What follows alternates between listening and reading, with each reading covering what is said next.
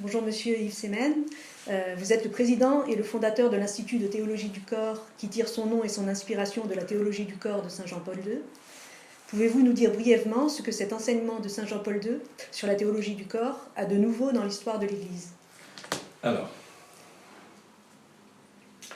je vais faire court, parce qu'il y a beaucoup de nouveautés dans la théologie du corps, mais il y en a deux qui me semblent essentielles. La première, c'est que Jean-Paul II a l'audace, en quelque sorte, de considérer et de montrer que le corps humain, tel qu'il a été voulu par Dieu, a pour vocation d'exprimer quelque chose du mystère trinitaire de Dieu. Par quoi l'exprime-t-il? Par la dimension du don que le Créateur a inscrit dans le corps de l'homme et dans le corps de la femme. Le corps de l'homme est pour le corps de la femme, le corps de la femme est pour le corps de l'homme. Et de ce don mutuel peut jaillir une communion des personnes qui rend l'homme et la femme image de quoi? Image de la communion trinitaire des personnes divines. Parce que Dieu est avant tout un mystère de communion de personnes qui résulte de l'absolu du don mutuel des personnes dans la Trinité. Eh bien, Dieu a voulu mettre l'image de ce qu'il était comme cœur brûlant d'amour, cœur brûlant de communion. Il a voulu en mettre l'image, il a voulu en mettre la manifestation dans le corps humain de l'homme et de la femme, qui sont faits par leur corps et qui apprennent de leur corps qui sont faits pour le don d'eux-mêmes. Et de réaliser ainsi dans le monde l'image du mystère, comme dit Jean-Paul II, du mystère invisible caché en Dieu de toute éternité, c'est le mystère de la communion des personnes divines, l'image dans le monde de cette communion trinitaire. Alors ça, c'est une première nouveauté, parce que jusqu'à présent, on avait surtout vu l'image de Dieu en l'homme sous l'angle où l'homme était doué de facultés spirituelles, une intelligence ouverte au vrai, la volonté ouverte au bien, une âme spirituelle, bref, qui lui le rendait quelque peu semblable à Dieu qui est pur esprit. Vous voyez, autrement dit, on avait une vision un peu spiritualiste de l'image de Dieu. Jean-Paul II nous montre une image incarnée, une dimension incarnée de l'image de Dieu. Ça, c'est effectivement une nouveauté, qui n'est pas d'ailleurs sans susciter quelques oppositions de certains révises, mais ça, c'est pas grave. La deuxième chose importante, c'est qu'il renouvelle complètement la théologie classique du mariage. On avait jusqu'à lui, d'une certaine manière, considéré le mariage comme le dernier des sacrements. D'ailleurs, saint Thomas d'Aquin dit que si on le met en dernier, c'est parce que c'est celui qui confère le moins de grâce, et par conséquent, il est normal de le mettre en dernier. Vous voyez, ça, c'était au XIIIe siècle. Jean-Paul II a une vision beaucoup plus positive, on pourrait dire, du mariage. Il montre qu'en fait, Dieu veut se dire dans l'alliance originelle de l'homme et de la femme, je vous l'ai dit tout à l'heure, c'est la première nouveauté, mais qu'il se dit en plénitude dans l'union du Christ et de l'Église. Le Christ qui est réellement un époux, l'Église qui est réellement une épouse. De telle sorte, dit-il, que le mariage, pour être authentiquement chrétien, doit être articulé aux noces du Christ et de l'Église, ce grand mystère dont parle l'Épître aux Éphésiens au chapitre 5, hein, le grand mystère de Dieu, en fait, se réalise en plénitude dans l'union sponsale ou nuptiale, si vous voulez, entre le Christ et l'Église. De telle sorte que le mariage chrétien est destiné à rendre cette réalité visible. Vous voyez ? Et qu'un mariage authentiquement chrétien doit être articulé à cette réalité du Christ époux de l'Église, son épouse, ce qui est terriblement exigeant. Parce que l'amour que le Christ époux donne à l'Église, son épouse, ça va jusqu'au sacrifice de la croix. Et que l'amour que l'Église s'efforce de rendre au Christ en retour de son amour d'époux, ben ça va jusqu'au martyre. Autrement dit, il y a une dimension sacrificielle dans le mariage. Et par ce biais-là, le mariage coopère à l'œuvre de la rédemption.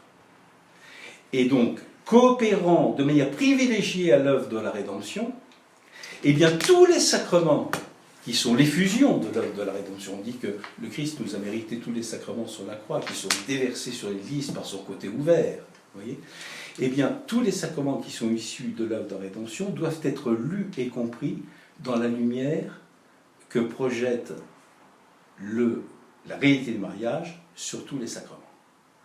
Et donc, il va jusqu'à dire, le mariage, aux origines, le mariage de nos premiers parents, l'union que Dieu a voulu pour dire son être trinitaire, ce mariage devient le prototype de tous les sacrements de la Nouvelle Alliance. Donc là, il y a une révolution dans la théologie sacramentaire du mariage, et à travers elle, vous voyez, toute la théologie sacramentaire, parce qu'en fait, il faut relire tous les sacrements à travers cette clé de lecture qui est la nuptialité, ou la sponsalité, comme dit Jean-Paul II, et de voir dans le baptême, mais comment il y a une dimension d'alliance dans le baptême, comment il y a une dimension d'alliance sponsale dans l'Eucharistie, comment il y a une dimension d'alliance dans le sacrement de l'ordre, comment dans la confirmation, etc. etc., etc. Et donc là, il y a un gros travail à faire pour les théologiens. Certains ont commencé à le faire, je pense notamment au cardinal Ouellette, je pense au cardinal Scola, qui ont exploité ces jalons que pose Jean-Paul II sur la théologie du corps en matière sacramentaire. Voilà, ça c'est les deux grandes nouveautés et qui sont prometteuses. Voilà. Vous écrivez que Saint Jean-Paul II tenait particulièrement à ce que la théologie du corps soit enseignée en France. Pourquoi pensait-il que la France en avait particulièrement besoin? Ben, je veux dire, c'est pas qu'il pensait que la France en avait besoin. Il pensait que le monde en avait besoin et que ça passait par la France. D'accord. Autrement dit, vous savez, il connaissait très bien la France. Il y avait séjourné pendant ses études au séminaire. Et puis il aimait la France. C'est un des pays qu'il a le plus visité dans tous ses voyages apostoliques. Et je crois qu'il était particulièrement conscient. Alors pardonnez-moi, ça va faire un peu chauvin ce que je vais vous dire. Il n'y a aucun chauvinisme là-dedans, il y a plutôt l'appel à une exigence de service. Il était conscient que la France avait une certaine vocation à l'universalité. Et c'est vrai que si vous regardez bien, le nombre de choses, le nombre d'idées nouvelles, en bien et en mal d'ailleurs, qui sont issues de la France, c'est colossal. Vous voyez ? Je prends qu'un exemple. La clé de lecture gauche-droite pour lire la réalité politique. Ben, c'est nous qui l'avons avancé à la Révolution française. Lorsque, au moment de la Constituante, certains se sont mis à gauche des autres pour manifester leur opposition, si bien que les autres sont tournés à droite. Bon. Et donc, vous voyez, cette répartition gauche-droite, bon, la philosophie des Lumières, l'idée de la laïcité, vous voyez, on a exporté. Nous avons un génie extraordinaire pour exporter le meilleur. Le meilleur, pensez que par exemple au XIXe siècle, pratiquement les 2/3 des missionnaires étaient français, dans le monde. Et puis, quelquefois, le pire. Bon. Et ça fait référence à quelque chose que mentionnait déjà le cardinal Pacelli, futur Pie XII, vous voyez, dans un discours qu'il a donné, une homélie qu'il a donnée à Notre-Dame de Paris en 1937, c'était juste avant d'être élu pape, sur la vocation de la France. C'était extraordinaire, il faut relire ce texte. Il y a une vocation de la France. Il y a une vocation de la France, il y a une vocation évangélisatrice, il y a une vocation missionnaire. La France, elle est fille aînée de l'Église, c'est la première nation à avoir été baptisée en 496, à travers le baptême de Clovis et de ses principaux barons. Donc, il y a vraiment une vocation. Et autrement dit, vous voyez, c'est que le monde en a besoin et que Jean-Paul II pensait que c'est par la France que... Et je vais vous donner un deuxième témoignage qui avait été donné là-dessus. Il est d'un professeur éminent qui enseigne aux États-Unis, docteur en philosophie, docteur en théologie, un laïc, il est père de 8 enfants. Il s'appelle Michael Wachstein. Il est autrichien d'origine, il enseigne aux États-Unis. Et c'est lui qui a publié la première édition critique intégrale des catéchèses sur la théologie du corps en 2006, donc l'édition anglo-américaine. Je l'ai rencontré lors d'un colloque sur la théologie du corps à Rome en 2010 ou 2011, et nous avons dîné ensemble, j'intervenais aussi, donc voilà, on faisait partie du dîner des intervenants, et nous avons échangé ensemble. Et il m'a dit la chose suivante, un Autrichien qui enseigne aux États-Unis, il m'a dit, publiez une édition critique intégrale française, comme il avait fait pour l'anglais. Et il me donne la raison suivante. Tant que la France ne se sera pas emparée de cet enseignement, le monde persistera à l'ignorer. Vous voyez ? Ça alors ? Étonnant. Un Autrichien enseignant aux États-Unis, donc il ne peut pas être accusé de chauvinisme franco-français, si vous voulez. Il y a quelque chose de mystérieux là-dedans. Hein. Mais c'est cette interpellation de Jean-Paul II. France, es-tu fidèle aux promesses de ton baptême ? Il y a des promesses qui sont données dans le baptême. Il y a des promesses d'engagement, il y a des promesses de service, il y a des promesses missionnaires, hein, il y a des promesses d'évangélisation. Est-ce que la France y est fidèle ? Bon, c'est toute la question. La mission de l'Institut de théologie du corps est-elle uniquement d'enseigner et de diffuser les catéchèses de Saint Jean-Paul II sur la théologie du corps ? Ben, s'il fait ça, ce sera déjà pas mal. Voilà. Et c'est pour ça qu'on se concentre là-dessus. Donc, autrement dit, notre vocation, c'est pas, je sais pas, de développer des offres d'éducation. Non, nous sommes un institut universitaire, nous sommes un établissement privé d'enseignement supérieur, nous sommes déclarés comme tel au rectorat de l'Académie de Lyon. Notre mission essentielle, centrale, fondamentale, c'est que cet enseignement soit diffusé, soit approprié par un certain nombre de gens qui auront des responsabilités dans l'Église, et même en dehors de l'Église, et qui vont pouvoir en faire rayonner l'essentiel. Parce que c'est une nécessité absolument urgente de notre temps. Voilà. Vous voyez, cette théologie du corps de Jean-Paul II, c'est le grand cadeau de son pontificat. C'est pour ça qu'il a voulu le donner en premier. Il a donné ça au tout début de son pontificat, durant pratiquement les 5 premières années de son pontificat, entre 79 et 84. C'est le grand legs, en tout cas c'est ma conviction, c'est le grand legs qu'il a laissé à l'Église et qu'il a voulu donner en tout premier, comme s'il anticipait peut-être les obstacles qui pourraient s'élever sur sa route s'il tardait trop. Vous voyez ? Pensez quand même que le 13 mai 1981, jour de l'attentat de la place Saint-Pierre, il n'y avait pas de catéchèse sur la théologie du corps. Il était en train de les donner. Il n'y avait pas de catéchèse ce jour-là parce qu'il devait consacrer l'audience générale à 2 annonces. La première, c'était la création du Conseil pontifical pour la famille, qui n'existait pas. Il n'y avait rien parmi les dicastères de Vatican consacré à la famille. C'est quand même incroyable, quoi. Donc il a créé un Conseil pontifical pour la famille. Il devait annoncer la création ce jour-là. Puis la deuxième chose, c'est la création d'un institut pontifical pour les études sur le mariage et la famille, auquel il avait donné l'occasion de s'approprier cet enseignement sur la théologie du corps, qui représente quand même 800 pages de texte, hein, c'est 1,350 kg de papier. Hein. Bon. Donc de pouvoir former des personnes qui seraient capables de diffuser. Eh bien, ce sont ces 2 annonces qu'il est empêché de faire par l'attentat perpétré contre lui par Ali Akkar. C'est quand même assez étonnant. Ah oui, j'ignorais ça. Voilà. L'Institut touche-t-il uniquement des catholiques pratiquants ? Surtout, mais pas que. En tout cas, quand ils ne sont pas assez pratiquants, généralement ils deviennent. Et vous voyez, cette année, dans notre pasteur, nous avons même un pasteur protestant. D'accord. Je vous avoue que je l'ai prévenu. Je lui ai dit, attention, nous sommes des afro-papistes. Nous enseignons la pensée d'un souverain pontife et dans la continuité de l'enseignement de tous les souverains pontifes. Et on fait de la théologie catholique. Il m'a dit, justement, c'est ça ce qui m'intéresse. Donc, voilà, nous avons un pasteur protestant et qui est tout à fait ravi de l'enseignement qu'il reçoit ici. C'est bien, c'est bien. Il m'est arrivé d'intervenir plusieurs fois pour des auditoires de protestants. Moi, ça me va bien, il n'y a pas de problème.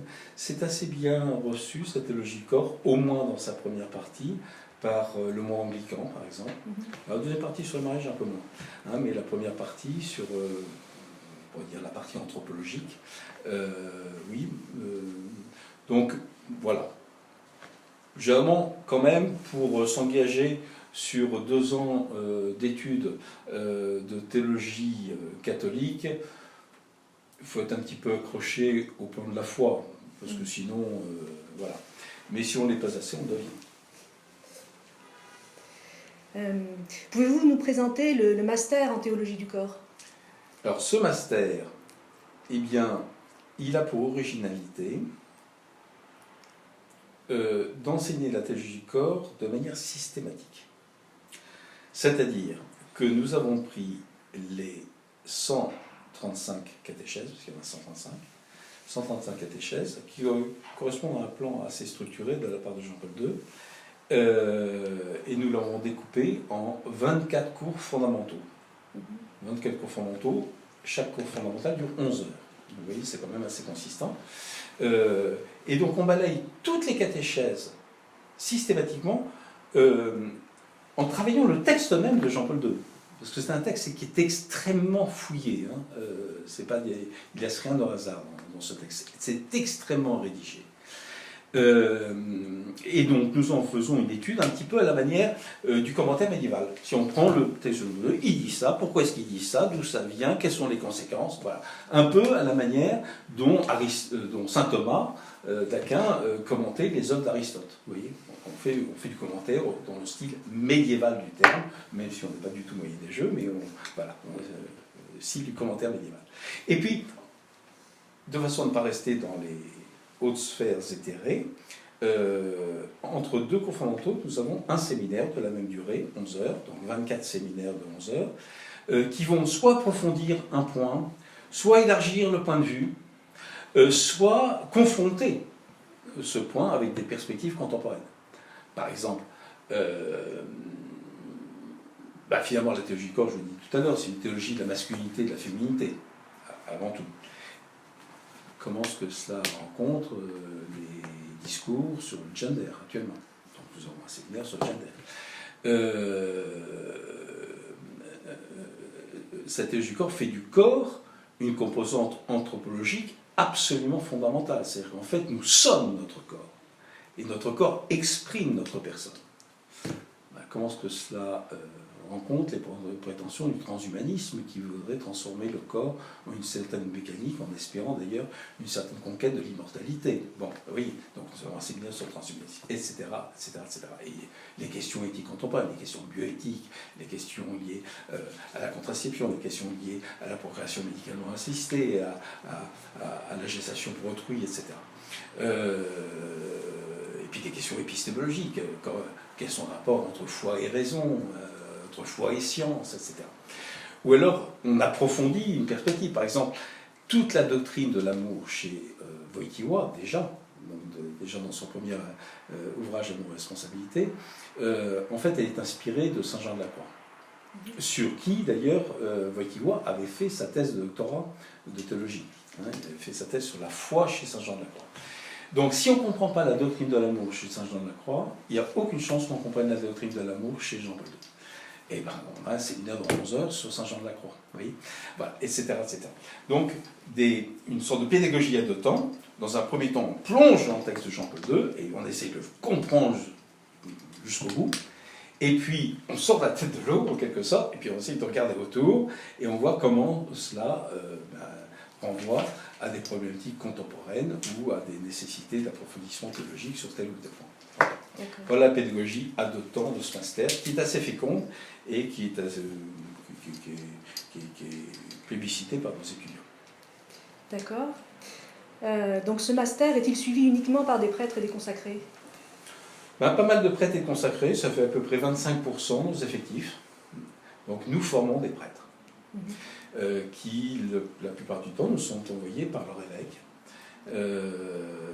pour prendre des responsabilités pastorales dans dans leur diocèse d'incarnation, notamment pastoral de la famille, pastoral des couples, pastoral des jeunes, pastoral de la catéchèse.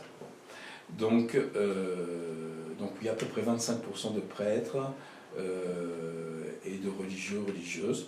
Tout le reste, ce sont des laïcs. Quelquefois, nous avons même des étudiants qui suivent en couple, qui sont mariés, et qui suivent en couple. Je vous rassure, ils passent les examens séparément. Mais ils suivent en couple. On a eu une bonne dizaine de couples qui ont suivi notre master ensemble et qui ont vu leur mariage complètement transfiguré. C'est beau. À quoi prépare ce master? Je vous ligne un petit peu à des responsables. Alors, je crois qu'il prépare d'abord à une vie chrétienne plus authentiquement enracinée. Et dans le cœur même du mystère, du désir de Dieu pour l'homme et la femme. Mais ça prépare bien sûr aux responsabilités qui sont celles que je vous ai dites. Vous voyez, tous les domaines de la pastorale, on a besoin d'une juste vision du corps et la vision la plus aboutie que donne l'Église sur le corps humain. Parce que l'Église a quelques longueurs d'avance en matière anthropologique là-dessus. En tout cas, Jean-Paul II a donné quelques longueurs d'avance à l'Église. Vous savez, quand George Weigel, le biographe américain de Jean-Paul II, qui a publié sa biographie en 99, donc Jean-Paul II était encore de seconde, il dit que cette théologie du corps, lorsqu'elle sera vraiment prise en compte, constituera un tournant non seulement pour la théologie catholique, mais pour toute l'histoire de la pensée contemporaine. Oui. Oui, donc elle est très lourde de conséquences. L'Église est à la pointe, et donc il faut pouvoir, dans tous les secteurs où la question du corps est engagée, donc la pastorale des jeunes, bien sûr, la catéchèse, donc la préparation au sacrement, etc., en voyant cette dimension de nuptialité qui éclaire la réalité de chacun des sacrements, etc. Toutes les questions, évidemment, liées à la pastorale des couples et de la famille, notamment tout ce qui tourne autour du service de la vie, auxquels sont appelés les époux. Donc la pastorale de la famille, la pastorale du mariage, la pastorale donc des couples, et puis aussi la pastorale de la fin de vie. Parce qu'il y a toute une réflexion extrêmement intéressante, extrêmement approfondie, Jean-Paul II, sur le corps destiné à la résurrection. Notre corps, il est fait pour la résurrection, il n'est pas fait pour disparaître, devenir poussière, et de telle sorte que pour l'éternité, nous serions des petites âmes chantant perpétuellement des Hosanna et des Alléluia dans le paradis. Non, nous sommes destinés à la résurrection finale de notre chair, ce qui va être un événement absolument monumental. Il va être contemporain de la parousie, du retour du Christ dans la gloire à la fin des temps, résurrection de la chair, jugement général. Ça va être une sacrée affaire, cette affaire. Donc, nous sommes destinés à la résurrection. Et ça, il faut en prendre conscience. Les chrétiens ne sont pas assez conscients, déjà quand à la résurrection du Christ, c'est déjà pas mal, parce qu'il paraît que 50% ne croient pas. Mais leur propre résurrection, vous voyez, nous ne sommes pas assez convaincus que nous sommes faits pour la résurrection et que notre bonheur éternel inclura la participation de notre corps à ce bonheur éternel. Et donc ça, c'est capital. Donc il y a toute la pastorale de la fin de vie, toute la pastorale des funérailles, etc. Il faut que ça soit, vous voyez, il faut que ça soit proclamé à ces moments-là. Donc il y a des champs énorme à développer, et je dirais même que ça va assez loin, parce que cette théologie du corps fonde, comme jamais cela n'a été fait, la dignité de la personne humaine. Or, la dignité de la personne humaine, c'est un principe clé de la doctrine sociale de l'Église. Donc il faut savoir pourquoi la personne humaine est digne. Vous voyez ? Et sa dignité, elle procède fondamentalement que la personne humaine, c'est le grand projet d'amour de Dieu. C'est le grand projet d'amour de Dieu. Alors quand on le voit dans la lumière de la théologie du corps, on comprend mieux la dignité inaliénable de toute personne, et par conséquent on comprend mieux toutes ses conséquences dans l'ordre économique et social. Autrement dit, ça irrigue toute la doctrine sociale de l'Église. D'accord. Alors ces 2 années de formation intense, donc pour les étudiants du master, ces 2 années doivent être une expérience bouleversante, d'être ainsi plongé dans les enseignements sur des sujets trop peu abordé dans l'Église et tellement en opposition avec la pensée dominante. Oui, oui, mais je crois que ce qui les bouleverse le plus, et je les en préviens au début, hein, c'est la façon dont cela impacte, comme on dit aujourd'hui, ou cela influe leur propre perception d'eux-mêmes. Vous voyez ? Et c'est la juste place de notre corps dans la perception de ce que nous sommes. Vous voyez ? Le prix immense qu'a notre corps. L'acceptation, bien sûr, de ce corps. Et je dirais même le juste amour de notre corps. Vous voyez ? Vous savez, c'est ce que Jean-Paul II avait dit aux jeunes une fois, à propos du corps. Mépris du corps, jamais. Idolâtrie du corps, pas davantage. Maîtrise et estime du corps, oui. Oui. Donc ça remet en cause pas mal de choses. Il y a des... Quelquefois, c'est rare, mais c'est arrivé, c'était tellement bouleversant et perturbant, surtout par rapport à des histoires qui sont quelquefois jalonnées de blessures profondes, que certains n'ont pas pu continuer. Il y en a eu peu, mais c'est arrivé. Et en tout cas, ceux qui sont allés jusqu'au bout n'en sont pas sortis indemnes, en quelque sorte. Et je les en préviens, je dis, faites attention, vous n'êtes pas là simplement pour faire un exercice cérébral, ça va bouleverser un petit peu votre vie. Je pense à des prêtres aussi, qui ont été complètement renouvelés dans leur sacerdoce par cet enseignement. Parce que, attention, ça n'est pas fait pour les gens mariés, cette théologie du corps. Il y a une dimension nuptiale dans le sacerdoce. Le prêtre doit avoir un cœur d'époux configuré au cœur époux du Christ qui est l'unique prêtre. Oui. Donc quand on dit que le prêtre devient un autre Christ, alter Christus, voire même, comme dit Cardinal Sarah, ipse Christus, le Christ lui-même, oui, eh bien il prend conscience qu'il ne peut pas vivre pleinement son sacerdoce sans le vivre comme une œuvre de nuptialité. Le prêtre, en quelque sorte, il se donne comme un époux à l'Église. C'est l'Église pour son époux. C'est pour ça qu'il ne faut pas les marier, ils sont déjà mariés. On en ferait des bigames. Bon, oui, et donc il découvre ça. Il y a un prêtre qui était tellement bouleversé pour ça qu'il a publié deux bouquins, prêtre et époux, et puis le sacerdoce à l'épreuve, deux magnifiques ouvrages.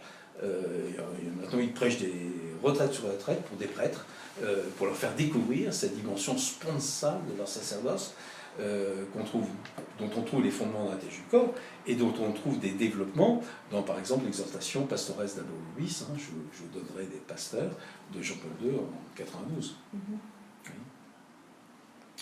Voilà. D'accord.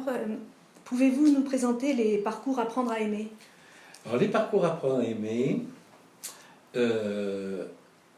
ils sont destinés à faire des parents des vrais parents. Et qui exercent réellement leur responsabilité de parents à l'égard de leurs enfants au plan de l'éducation affective, relationnelle et sexuelle, comme on dit aujourd'hui. Parce que, remarquez bien, on constate qu'il y a beaucoup de parents qui, sur ces questions-là, on inscrit nos enfants dans le compte des écoles catholiques et elles vont se charger du problème. Ben non, c'est leur responsabilité. Alors je suis d'accord, c'est pas ce qu'il y a de plus facile à faire.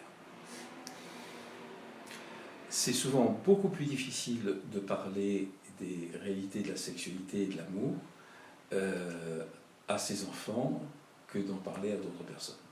Moi-même, j'en fais là, personnellement, l'expérience. J'en ai fait l'expérience. Et c'est paradoxal parce que ce sont les parents qui ont la grâce d'État. La grâce d'État, il faut y croire. C'est que nous avons la grâce pour parler de ces réalités-là avec nos enfants, et c'est aux parents qu'il est le plus difficile de le faire. Bon. Et donc, il faut leur donner des outils, il faut leur donner d'abord la vision, donc nous l'appuyons dans la théologie du corps, pour éveiller les enfants d'abord à la beauté du corps, à la bonté du corps, à la beauté de la sexualité, à la grandeur de cela, de montrer que c'est voulu de Dieu, mais c'est pas... Vous voyez, quelquefois on dit « Ah, mais c'est Dieu qui l'a voulu », mais dans une espèce d'attitude volontariste. On trouve que c'est un peu sordide, sale, un peu... mais c'est Dieu qui l'a voulu. Donc, non, il faut rentrer dans l'intelligence amoureuse du plan de Dieu sur la sexualité humaine. Et il faut faire ça. Et ça, la théologie du corps nous donne des clés pour ça. Donc, et puis il y a toutes les attitudes, le vocabulaire, le geste, le langage, toute la façon de transmettre cela de manière appropriée. Donc ça donne les 2 sessions qui sont animées par Inès Pellissier du Rossas, qui est vraiment une orfèvre en la matière. C'est une mère de famille, elle a 5 enfants, et elle a publié un nombre de bouquins impressionnants sur le sujet pour les enfants, pour les ados, pour les jeunes. Enfin, vous voyez, donc le but, c'est de faire en sorte que les parents puissent s'armer pour exercer une dimension absolument fondamentale de la responsabilité éducative de parents. Et qui cessent de balancer la patate chaude, si vous permettez l'expression, à des prétendus spécialistes, en disant ils vont faire le boulot à notre place. Mais ils ne le feront pas à leur place. En tout cas, ils ne le feront pas de la manière dont les parents ont la grâce d'État pour le faire. Voilà. Donc, voilà, c'est le but de ce parcours. D'accord. Alors, ce que vous venez de dire répond un peu à ma question suivante. Pensez-vous que ces parcours peuvent donner des armes aux parents qui seront confrontés au nouveau programme d'éducation affective et sexuelle prévu par le gouvernement? Oui, encore que le but, c'est pas de former des militants qui, du point de vue politique, vont se battre pour... Même si, mais c'est pas le but. Le but, c'est de former des parents qui exercent la responsabilité de parents. Alors, s'ils le font, ensuite les programmes, c'est pas grave, hein. Ils pourront bien raconter ce qu'ils voudront. Un enfant croit plus facilement son père et sa mère sur ces questions-là que... D'accord? Donc, il faut... encore que quelquefois, la maîtresse a plus d'autorité. Bon. Et ça dépend quand c'est fait. Parce qu'il ne s'agit pas d'enseigner. Il ne s'agit pas... Vous voyez, qu'est-ce qu'ils vont faire à l'école? Ils vont enseigner des trucs. Ils vont enseigner des trucs. Des parents... c'est pas enseigner qu'ils font, c'est transmettre de manière vitale quelque chose. Vous voyez? Encore faut-il qu'ils en soient intimement persuadés. Hein. C'est pour ça qu'il faut passer par la première session où on intègre pour soi la théologie du corps, en acceptant de se laisser un peu bousculer par elle, de façon, deuxième session, à être capable d'utiliser le juste langage, et, pas la boîte à outils, mais les moyens concrets et pratiques de mettre en œuvre cela. Et quand des parents font ça, eh bien, je crois que leurs enfants leur sont perpétuellement reconnaissants, même si c'est pas facile. Hein. Il faut vraiment que les parents se laissent convaincre qu'il n'y a que, et c'est leur responsabilité. Si l'école intervient, c'est par délégation de l'autorité parentale, par délégation. Et ils sont les mieux placés pour le faire, même si, je sais, c'est difficile. Même si, vous savez, je suis promis à être dans cette situation-là. Je n'ai aucun problème pour parler de sexualité avec n'importe qui. Avec mes propres enfants, c'est plus difficile. C'est plus difficile. Et pourtant, ils sont en soi. Je vous donnerai un seul exemple, parce que là, c'était un gros coup pour mon humilité. Il y a un de mes amis qui m'a demandé, qui avait 5 garçons, il faut qu'ils disent tous la sexualité sur Jean Paul, le premier bouquin que j'ai publié. Donc il m'a porté 5 exemplaires pour que j'ai des dédicaces pour chacun de leurs enfants. Et je me suis dit, je n'ai pas pensé à faire ça pour mes propres enfants. Bon, il y en a un qui rentrait de pension en soi, immédiatement je prends dans ma bibliothèque des exemplaires d'auteur, je lui fais un petit mot, je dis mon chéri, je suis désolé, j'ai pas pensé, peut-être qu'il y a des choses qui t'intéresseront, on peut en parler, etc. avec les gens. Et lui, il me répond, pauvre papa, ça fait déjà 6 mois que je l'ai acheté en librairie, ton bouquin. Autrement dit, ils sont en soif, et il faut que les parents se laissent persuader que, même s'ils ne le disent pas, ils attendent une parole que seul leur papa, seule leur maman peut leur donner. Voilà. Quelle est la dimension de recherche à l'Institut de théologie du corps? Nous sommes un institut universitaire, donc on fait de la recherche. Sinon, on ne sera pas très crédible. Et notre recherche se fait surtout à travers, ou est transmise à travers notre revue, la revue que nous publions, voilà, la revue Ethic Corpus, qui est publiée 2 fois par an, donc c'est semestriel. Nous en sommes au numéro 12. Voilà, donc nous avons des grandes signatures. Alors bien sûr, nos professeurs du master que nous publions en priorité, mais pas seulement. Nous avons des professeurs un peu le réseau international de la théologie du corps, donc en Italie, en Espagne, en Belgique, jusqu'en Pologne, qui nous donnent leurs signatures, qui nous donnent des articles, qui sont évidemment étudiés par un comité scientifique de lecture et qui sont publiés ensuite dans cette revue. D'accord. Alors évidemment, ce sont des articles universitaires, ce n'est pas de la vulgarisation.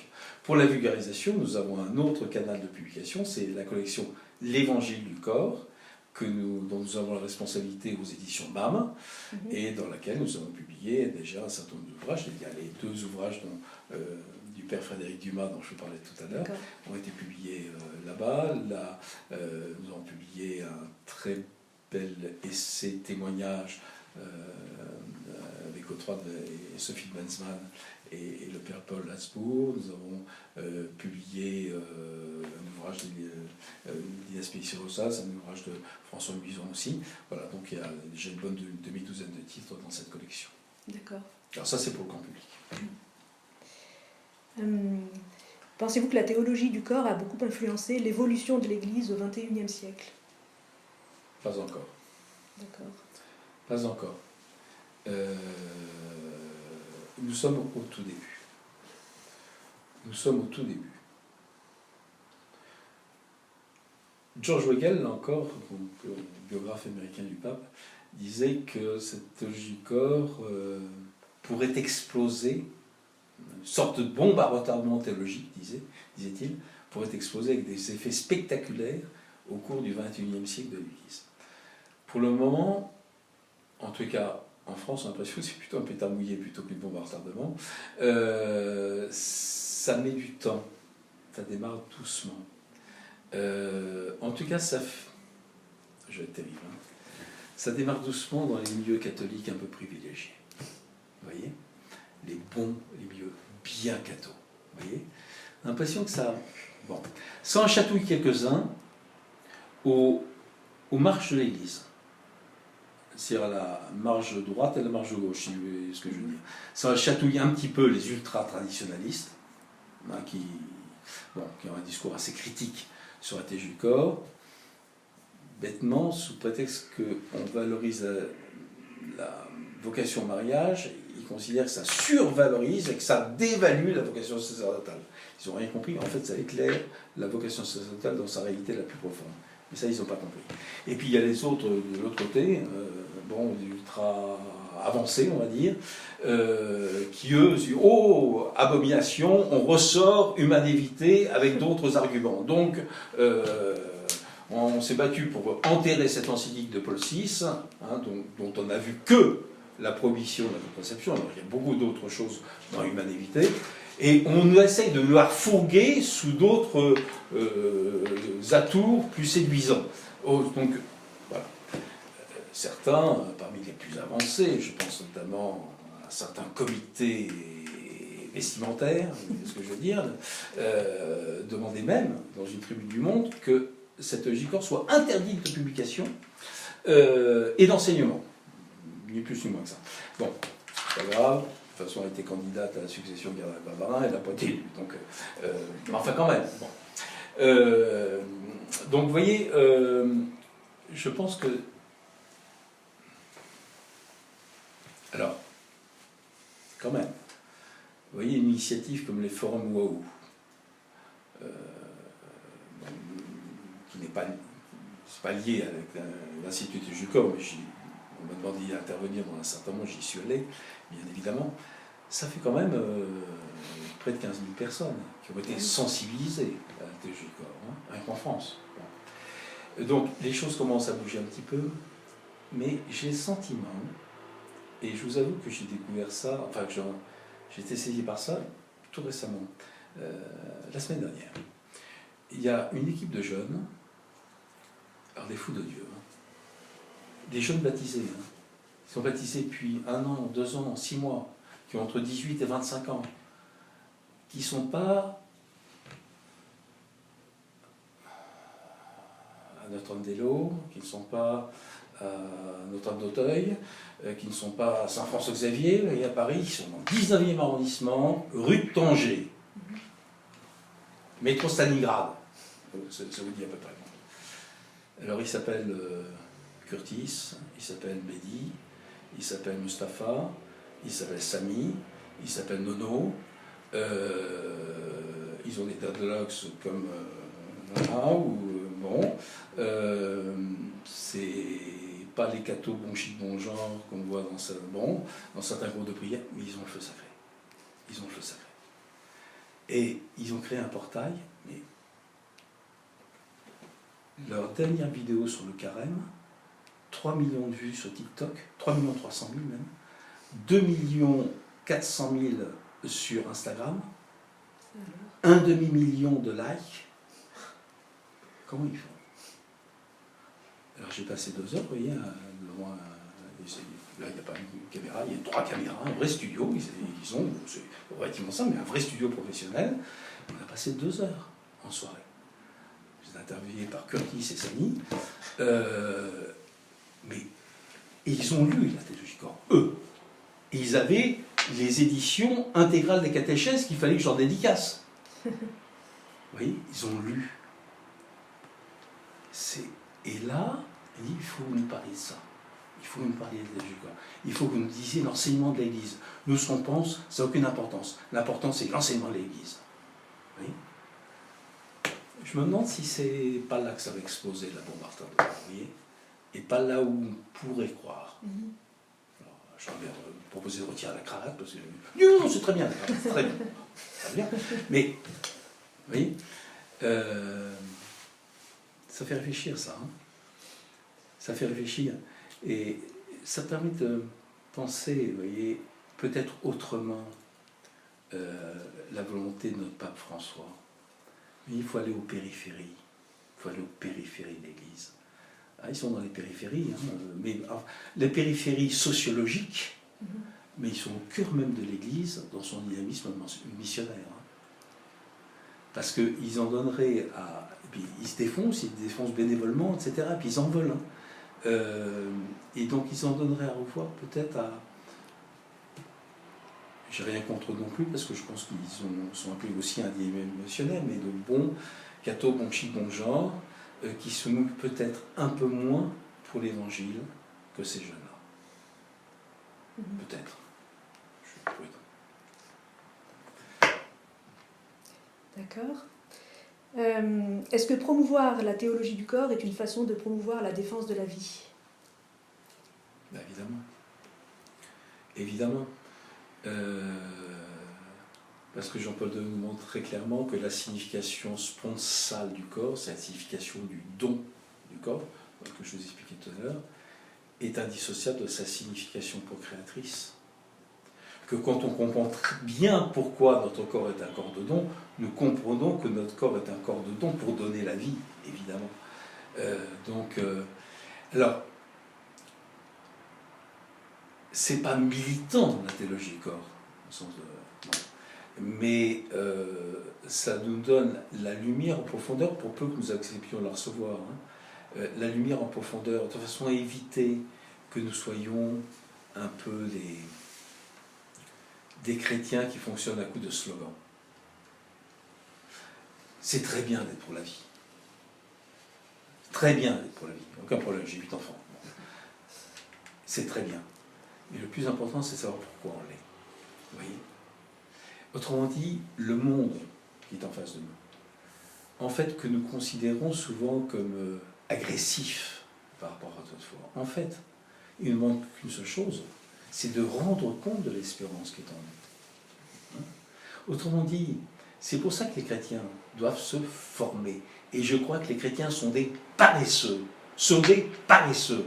Ils ne prennent pas le temps de se former. Ils ne prennent pas le temps de lire. Ils ne prennent pas le temps de travailler.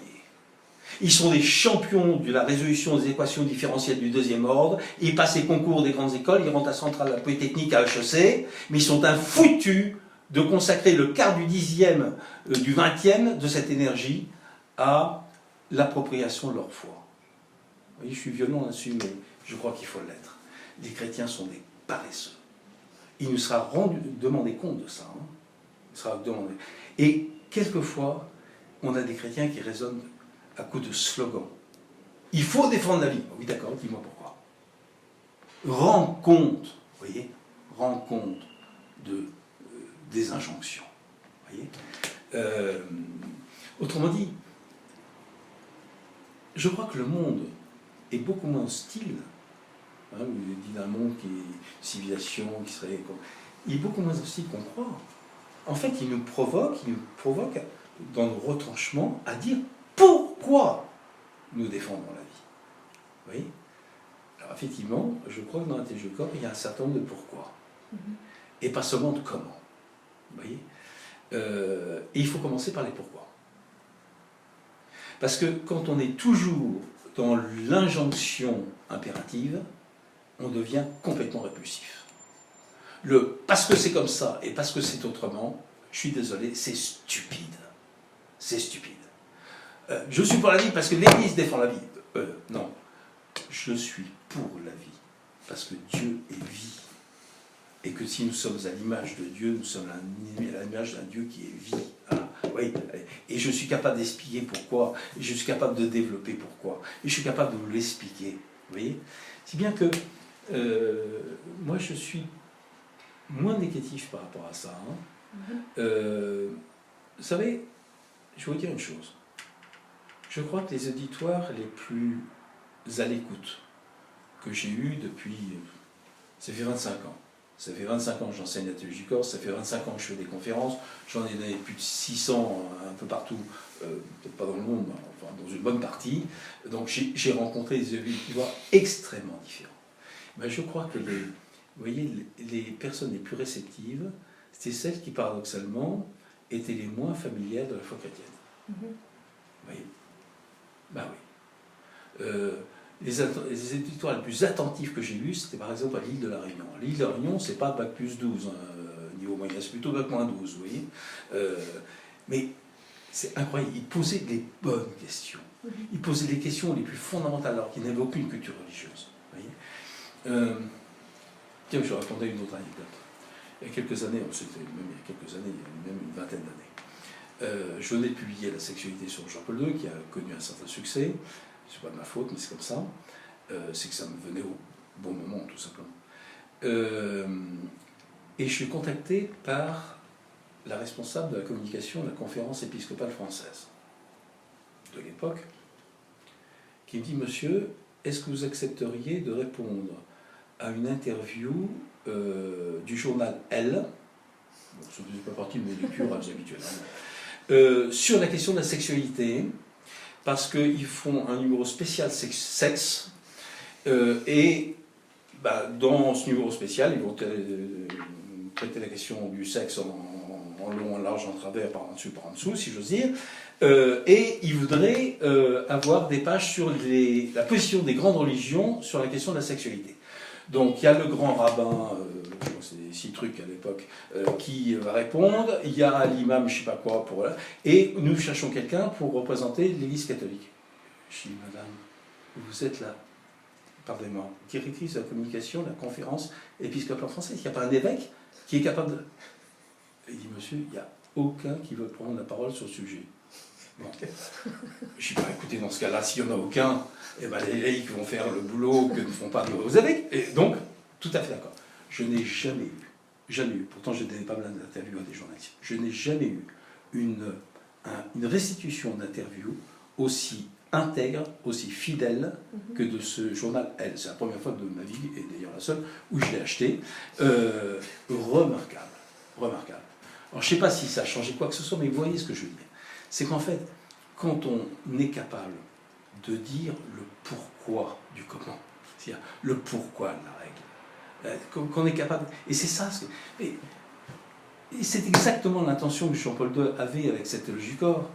C'est que humanité, c'est vrai, il n'y a pas un iota à changer à humanité. Le problème, c'est que sur les raisons pour lesquelles c'est vrai, ça fait 3 petits paragraphes du numéro 8, 11 lignes et demie. Ben, c'est trop court. Lui, il a fait 800 pages pour expliquer ça. Vous voyez? Mais quand on vous lisez toute la théologie du corps, humanité, ça passe comme une lettre à la poste. Ouais. Ça passe comme une lettre à la poste, je vous le promets. C'est pour ça que jamais je n'accepte de répondre d'abord à des questions avant d'avoir donné la lumière de la théologie du corps. Jamais. Et vous apercevez que lorsque vous donnez la juste lumière, il y a un climat polémique qui se dissout. Et les questions deviennent à ce moment-là des questions intelligentes, et non pas des questions polémiques. Oui. Il faut d'abord donner la lumière. Il faut d'abord donner le pourquoi. Et c'est exactement ce que Jean-Paul II a fait dans cette théologie du corps. Avant, alors ça vient à la fin des catéchèses, à partir de la catéchèse 118 sur les 125, on vous dit, ben oui, à l'égard du respect de la vie, il y a un certain nombre de choses qui sont en contradiction avec ce sens profond du corps, tel que voulu par Dieu dans son plan d'amour de toute éternité. Là, on comprend, vous voyez? Et donc là, il y a un grand défi pour l'Église. Il y a un grand défi. Mais vous voyez, ça passe par quoi? Ça passe par l'exigence des chrétiens d'accepter de se former. Et si notre Église n'est pas assez missionnaire, c'est parce que nos chrétiens sont paresseux et qu'ils ne se forment pas assez. Voilà, je dis. C'est pas 25 étudiants que nous devons avoir, c'est 250. Voilà. Bon, est-ce que vous souhaitez ajouter quelque chose au sujet de l'Institut de théologie du corps? Je crois que je vous en ai dit beaucoup. Oui. Ben, je vais passer maintenant à des questions un peu plus personnelles. Pouvez-vous vous présenter vous-même en quelques mots? Qu'est-ce que je vous dise, moi je suis marié depuis 43 ans. Nous avons 8 enfants, bientôt 21 petits-enfants. Voilà, je crois que c'est... En fait, c'est l'essentiel de ce que j'ai fait dans ma vie. Sinon, ben, je suis philosophe de formation. Je ne suis pas théologien, même si j'ai fait des études de théologie, mais fondamentalement, je suis philosophe. Et puis, ben, les hasards de la vie, mais vous savez bien que souvent on appelle le hasard la volonté de Dieu qu'on ne sait pas discerner. Ben, j'ai fini par ne travailler que sur la question de la théologie du corps depuis à peu près 25 ans. Voilà. Et comment avez-vous rencontré la théologie du corps de Saint Jean-Paul II? Je l'ai rencontré très tôt, j'ai eu de la chance. Je l'ai rencontré très tôt au cours de mes études de philosophie et théologie, à travers certains de nos professeurs, notamment le premier, à avoir discerné que dans cet enseignement auquel personne ne faisait attention à l'époque, quand je dis pendant les études de philosophie, c'était dans les années, fin des années 70, tout début des années 80. Donc Jean-Paul II venait d'être élu. Jean-Paul II était élu, j'avais 20 ans. Je me souviens très bien, j'avais 20 ans. Et donc, je pense à Marcel Clément. Marcel Clément, qui était le directeur du journal L'Homme Nouveau à l'époque, mais qui était également professeur titulaire de la chaire de morale et politique à la faculté libre de philosophie comparée, où j'ai fait mes études, avant de faire mon doctorat à la Sorbonne. Et c'est lui qui m'a fait découvrir... il a tout de suite vu qu'il y avait une dimension complètement prophétique là-dedans. Il a branché, si j'ose dire, sa collègue plus jeune, Aline Lisotte, sur le sujet, qu'il a travaillé. Et donc c'est avec Marcel Clément et Aline Lisotte que j'ai découvert la théologie du corps, et qui a été un véritable bouleversement dans ma vie, parce que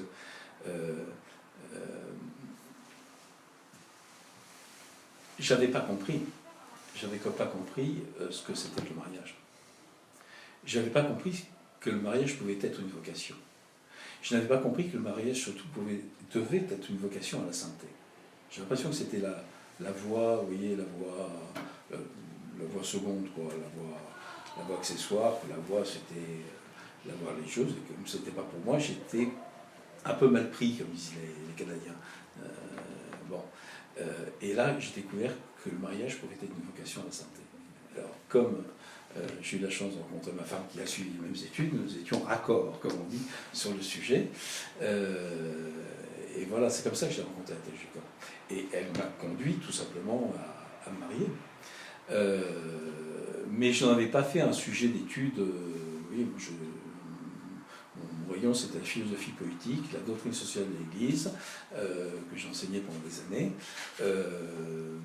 Et c'est seulement beaucoup plus tard, au tout début des années 2000, que des amis, tout simplement, des amis à qui je parlais, je donnais quelques éléments de la théologie du corps que j'avais compris. Ils disaient, mais c'est complètement fou, on n'a jamais entendu parler de ça, et il faut que tu nous aides à découvrir ça. Donc, on a fait des causeries, comme on dit, chez nous le soir, le samedi soir. Je passais le samedi à les préparer. Ensuite, on faisait un truc à la veille. Au début, on était une vingtaine, puis ensuite, on est devenu 50. Il fallait qu'on déménage le salon à chaque fois. Et puis après, on a loué des salles paroissiales parce que ça ne tenait pas. Puis les gens enregistraient ce que je. Oui, puis les gens, ça se terminait à.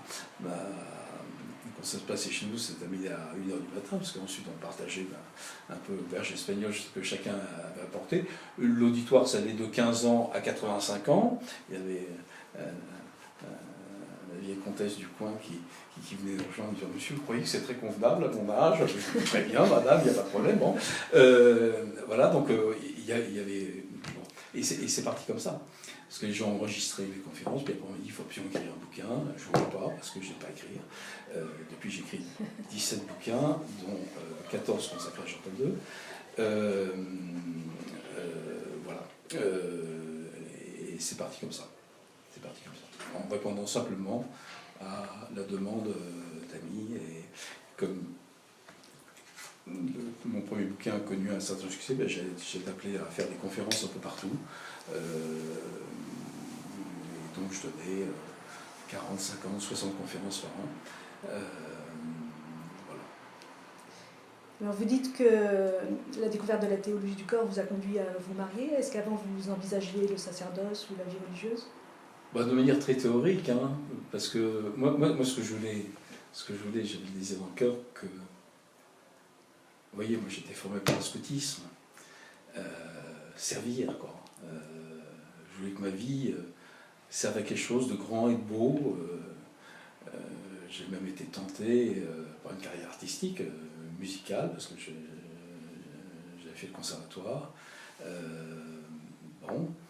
Puis mon père spirituel m'a fait comprendre que je servirais peut-être mieux le Seigneur en faisant des études de philosophie que des études de musicologie. Bon. Donc j'ai laissé tomber le conservatoire. Et puis j'ai commencé la philosophie, vous voyez. Mais comment faire de ma vie quelque chose de grand, et je ne le voyais pas à travers le mariage, peut-être parce que j'avais des exemples de mariage très bien, mais je voulais quelque chose de plus, vous voyez, je voulais quelque chose de plus, et moi, la vie monastique, j'aimais bien aller dans un monastère de temps en temps bénitain, mais il passait ma vie, je pète un câble. Ou alors, ils me donnent Père Abbé tout de suite, ils m'ont expliqué que c'était pas comme ça que ça se passe. Donc, prêtre en paroisse, ça ne me tentait pas du tout, puis je ne me sentais pas l'appel sacerdotal. Peut-être religieux, oui. Alors, le dominicain, ça va peut-être marcher, parce que comme je suis un peu bavard, peut-être que... Bon, mais à l'époque, ils m'ont expliqué que tout était permis chez les dominicains, tout. Sauf une chose qui était strictement interdite, c'est de vivre la règle dominicaine. Vous voyez, on était à la fin des années 70, donc ça ne vous motive pas tellement. Et donc voilà, et c'est pour ça que je vous dis que lorsque j'ai découvert dans la théologie du corps qu'il y avait vraiment un appel à la sainteté dans le mariage, et puis j'ai découvert aussi une dimension essentielle de Vatican II, qui était l'appel à l'apostolat des laïcs, que les laïcs étaient appelés à être des évangélisateurs, hein, et pas seulement les prêtres, les religieux, on dit les religieux de profession, dans tous les sens du terme, les professionnels de l'Église. Ça, j'ai découvert ça dans les feuillets de charité. Je me dis, voilà, bon, et comme j'en ai trouvé enfin une qui a accepté de vivre l'aventure avec moi, comme on dit dans les trucs de télé-réalité, voilà, voilà, ça fait 43 ans que nous vivons cette aventure, avec des hauts et des bas, avec des joies et des souffrances, comme toute vie, et on en grâce chaque jour. Voilà. Avez-vous eu l'occasion de rencontrer Saint Jean-Paul II lui-même? Une fois, dans le cadre d'une audience privée, enfin une audience privée où nous étions 80, mais ça n'avait rien à voir avec la théologie du corps, c'est en 96, donc avant que je commence à travailler vraiment tout ça. Donc j'ai pas eu de rapport très particulier avec Jean-Paul II, enfin direct personnel je veux dire. Je lui ai envoyé évidemment mon premier livre. C'est le secret d'État qui m'a répondu un petit mot très gentil en disant que cette dimension de l'enseignement du Saint-Père était tout à fait essentielle, que Saint-Père me remerciait de... Bon, très bien, mais pas plus que ça. Vous voyez, pas plus que ça. Et puis, remarquez bien, tous les ouvrages, alors j'aime pas le mot vulgarisation parce qu'il est vulgaire, mais les ouvrages de diffusion ou de divulgation, voilà, les ouvrages de divulgation sur la théologie du corps, qui sont ceux par lesquels j'ai commencé. Mais faire de la vraie divulgation, c'est très difficile. Parce qu'il faut proportionner sans déformer. Bon, c'est même plus difficile que d'écrire des ouvrages scientifiques. Tous ces ouvrages de divulgation, parce que je n'étais pas seul en publier, Christopher West, Jason Evert, Michael Weinstein, il y a eu, surtout aux États-Unis. Aux États-Unis, la théologie du corps est beaucoup plus connue et répandue que chez nous. Tout cela n'ont été publiés qu'à la toute fin du pontificat Jean-Paul II.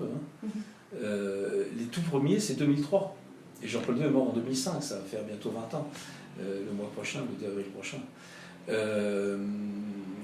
Donc, c'est pas très étonnant, vous voyez. Cela dit, j'ai l'impression de très bien le connaître. Parce qu'à force de s'être coltiné sa pensée, d'avoir cherché à la comprendre, parce que pour l'enseigner, il faut d'abord la comprendre, il faut y passer du temps, il faut y transpirer dessus, et croyez-moi, c'est pas une pensée facile en plus. Donc pour arriver à la traduire dans des catégories accessibles, il faut déjà s'approprier. Donc j'ai l'impression de très bien connaître de l'intérieur. Puis j'ai publié une biographie de lui. Donc j'ai lu tout ce qu'on avait écrit, au moins en français, sur Jean-Paul II, et c'est colossal. C'est colossal. C'est près de 150 ouvrages qui ont été publiés, de vrais ouvrages qui ont été publiés sur Jean-Paul II. Voilà. D'accord. Quel est le point qui vous a le plus marqué dans la théologie du corps de Saint Jean-Paul II? Je vous l'ai dit, je crois que c'est la nouvelle approche qu'il propose pour le mariage. Ça établit le mariage dans une lumière et une profondeur inégalée jusqu'à lui. Voilà. Vous voyez, le pape de la famille, c'est le titre que le pape François lui a conféré. Mais c'est aussi, avant d'être le pape de la famille, il est le pape du mariage. Tout son apostolat, il a été centré sur le mariage, sur les couples, le réseau qu'il avait créé à Saint-Florent-de-Cracovie. C'est lui qui a inventé la préparation de mariage. C'est Wojtyła qui a inventé la préparation de mariage. Ça n'existait nulle part ailleurs.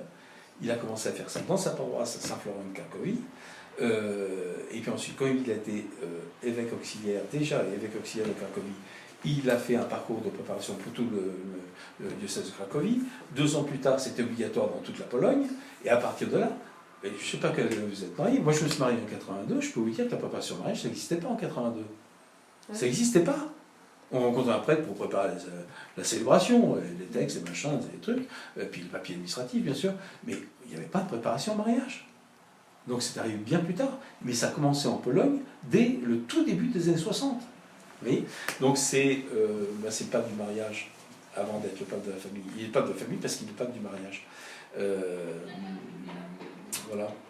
D'accord. Y a-t-il une expérience ou une rencontre, en dehors de celle de Jean-Paul II, qui a marqué votre parcours et influencé vos choix de vie? Je vous ai parlé de Marcel Clément. Marcel Clément, pour moi, c'est lui qui m'a éveillé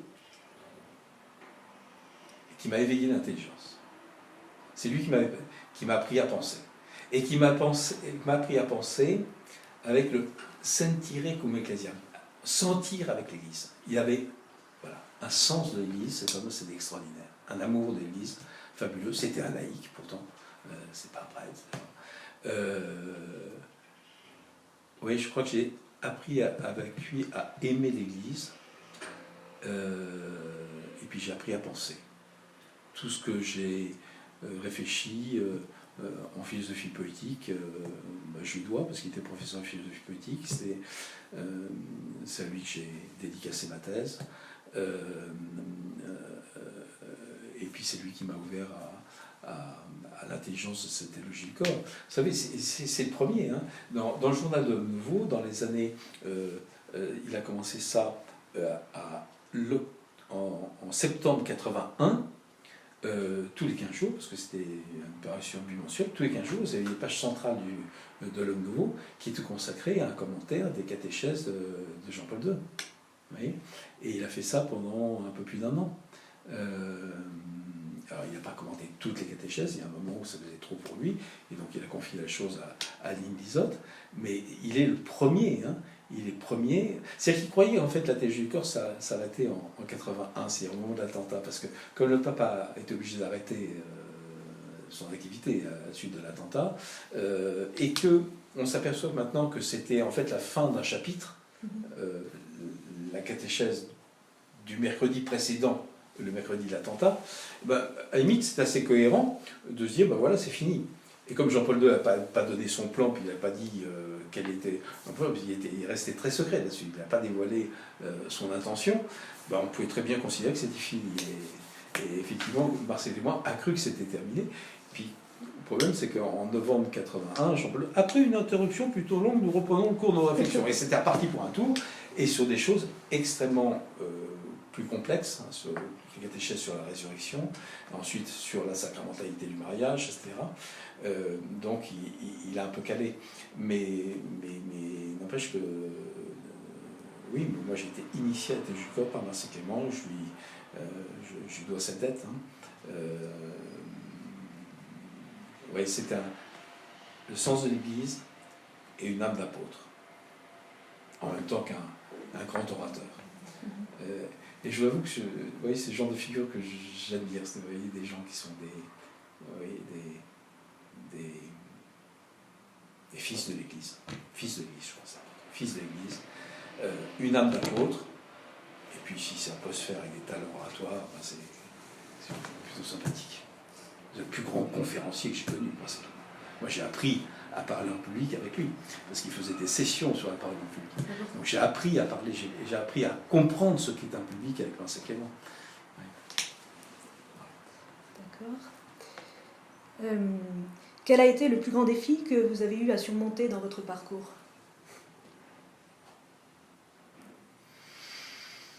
Je crois que c'est arrivé à ce que j'ai très mal fait. Hein. Parce qu'un défi, on peut le ressentir sans nécessairement le relever correctement. Hein. C'est d'arriver à conjuguer les exigences de la vie professionnelle d'un côté, parce que je crois que j'ai eu une vie professionnelle intense et riche, et puis les exigences de la vie familiale de l'autre.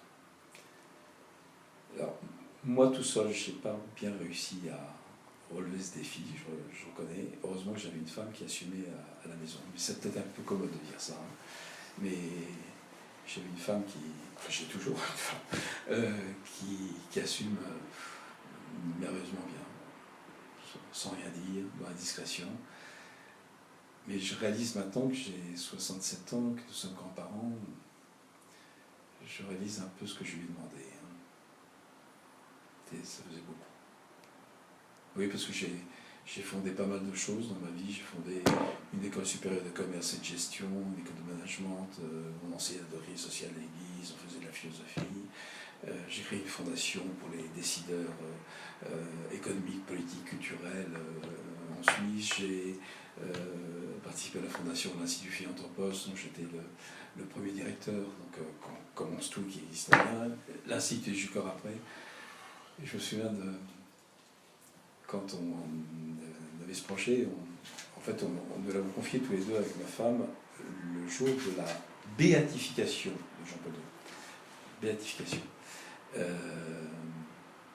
a eu de la chance, on a pu, je ne sais pas pourquoi, on est arrivé au bon moment, on a pu rester 20 minutes, une demi-heure dans la nef de Saint-Pierre où on avait exposé son cercueil. Et puis on nous a fichu à paix, je ne sais pas pourquoi, pendant une demi-heure, donc on a passé une demi-heure devant le cercueil de Jean-Paul II, et ensemble, à genoux, on a confié au Seigneur le projet de cet institut, par exemple, et à Jean-Paul II, on a dit, écoute, si tu veux que ça se fasse, débrouille-toi pour que, voilà. Mais je me souviens de ma femme me disant, encore une fondation. Voilà. Alors je lui ai promis, je fais une fausse promesse, je lui ai promis que ça durait 10 ans. Qu'au bout de 10 ans, je me consacrerai plus qu'à elle jusqu'à la fin de mes jours. Je crains que ce soit une promesse qui ne soit pas tout à fait tenue, parce que l'Institut a fêté ses 10 ans et que je continue un peu trop à m'en occuper. Mais il faut penser à passer là. Voilà.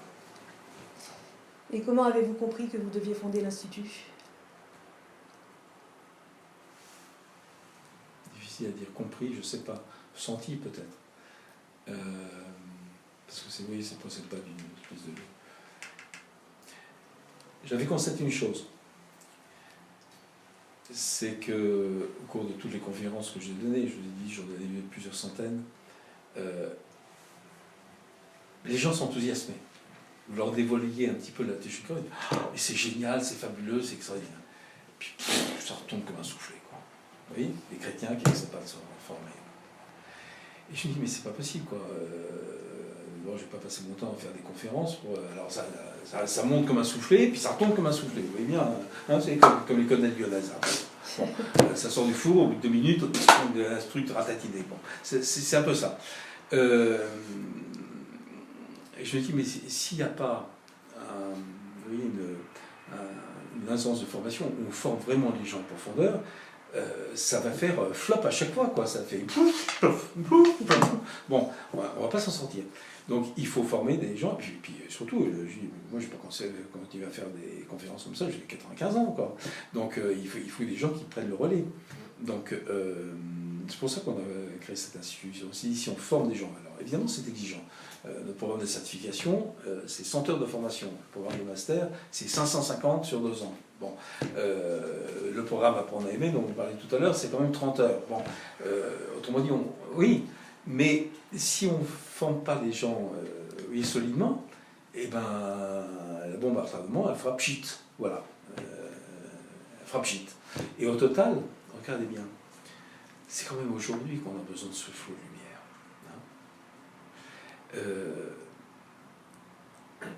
Et qu'on a besoin que des laïcs le portent, ce flot de lumière. Parce que dans toutes les affaires qui martyrisent l'Église actuellement, avec toutes ces affaires d'abus sexuels qui n'en finissent pas, on a l'impression que chaque fois qu'on a terminé avec une affaire, il y a une autre qui ressort. Et tout porte à croire qu'on n'a pas fini de nettoyer les écuries de Géassan. Bon. Alors même si c'est évidemment le fait que de quelques-uns, mais ces quelques-uns sont déjà beaucoup trop nombreux, au total, nos prêtres, je vois bien, souvent ils m'en font la confidence, ils n'osent plus parler de sexualité.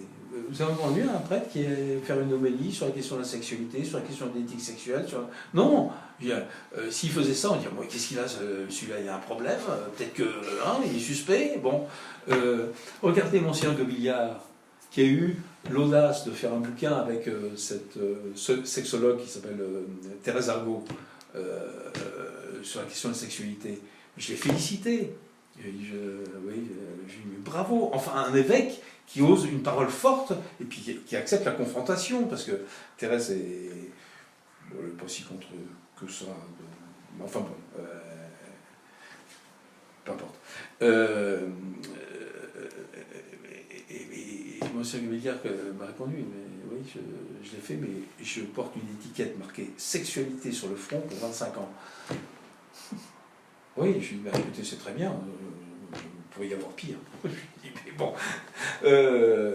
Mais voyez, donc nos pasteurs, qui devraient nous donner une période de lumière là-dessus, en quelque sorte, ils sont ou ils se sentent musés. Ils se sentent musés. Nos évêques n'osent pas parler.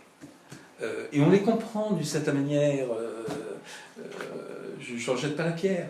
Mais il faut donc former ceux qui peuvent avoir une parole peut-être plus libre sur le sujet. Encore faut-il qu'ils soient formés. Voilà, c'est tout. C'est toujours le même problème. Donc il fallait qu'on les forme correctement. C'est ce qu'on essaie de faire ici. Quelle est la place de la prière personnelle dans votre vie? Trop faible. Trop faible. Vous connaissez beaucoup de personnes qui disent « Oui, moi je prie assez, c'est bien. C'est bien. Oui, ça va de ce côté-là. » Non. En revanche, je sais une chose. C'est qu'on ne fait rien, mais rien de fécond. Rien de fécond. Si c'est pas enraciné dans une vie de prière. Rien. Rien. Il y a une chose au moins que je pense n'avoir jamais omise. C'est que je ne parle jamais de la théologie du corps sans m'en être remis complètement à la Sainte Vierge. Voilà. Oh, très simplement, hein, comme faisait Jean-Paul II. Tous, ego sum Maria, et omnia mea tua sunt.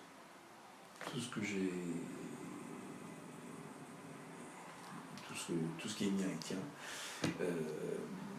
Tout à toi, Marie, tout ce qui est mien est tien. Vous savez, on a retrouvé les notes manuscrites de Jean-Paul II.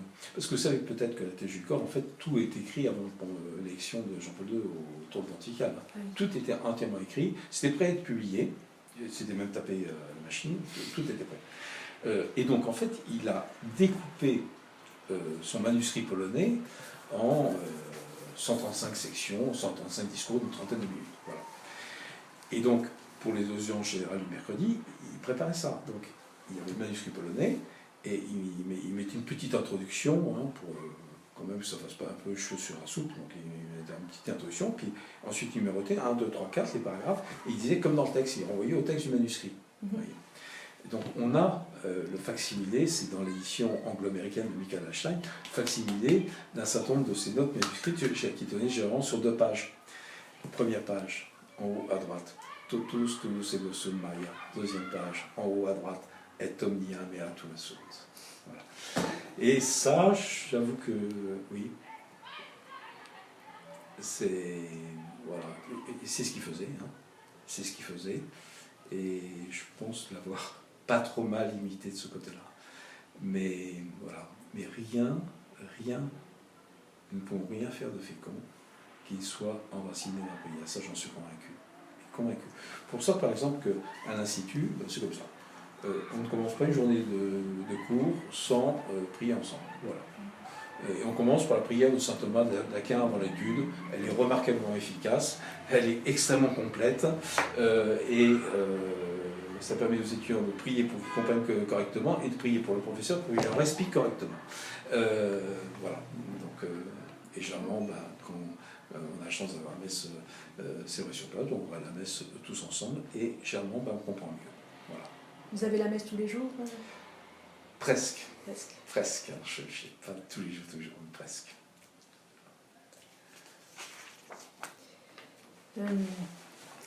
En centrant votre vie sur la promotion d'une vision de l'être humain frontalement opposée à celle que nous pose la société occidentale, aujourd'hui, avez-vous été confronté à beaucoup d'animosité?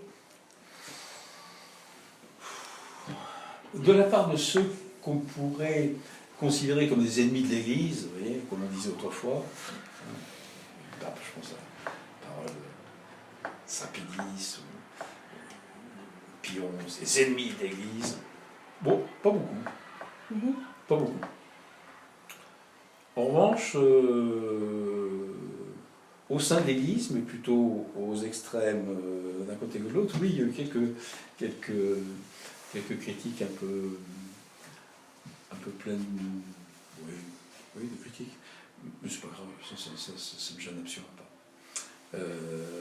Ce qui me gêne, en revanche, c'est quand les gens critiquent sans avoir lu. Vous voyez ? On m'a dit que Semen racontait. Elle commence par lire ce qu'écrit Semen. Ensuite, en plus, ce qu'écrit Semen, ça n'a aucune espèce d'importance. L'important, c'est ce qu'a écrit Jean-Paul II. Donc, deux choses une. Soit je restitue fidèlement ce que Jean-Paul II a enseigné, soit je ne le fais pas. Si je ne le fais pas, j'accepte d'être critiqué. Mais vous voyez ce que je dis vous savez, dans certains milieux ultra tradis, il y a cette espèce de dictature de qu'est-ce qu'il faut penser d'eux. Alors, on va à une conférence pour savoir ce qu'il faut penser d'un tel, ou ce qu'il faut penser de tel ouvrage. On commence par lire. Moi, quand on me dit, mais qu'est-ce qu'il faut penser d'eux ? Je dis, pensez par vous-même. Faites un petit effort. Oui. Qu'est-ce qu'il faut penser d'eux ? Lisez le bouquin.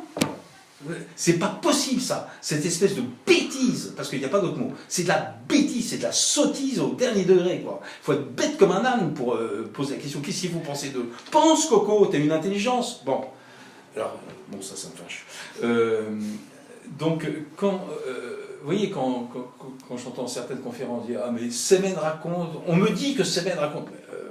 D'abord, prouve-le, cite, et puis ensuite, on verra. Hein,